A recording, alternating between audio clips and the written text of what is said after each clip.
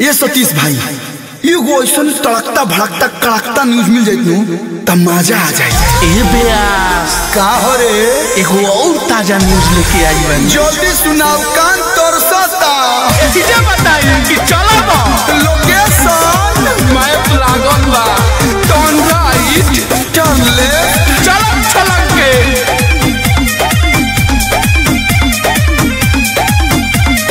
सदी के दिन काहे करता रुहाला बिचवे में रोक देले बारू जहे माला।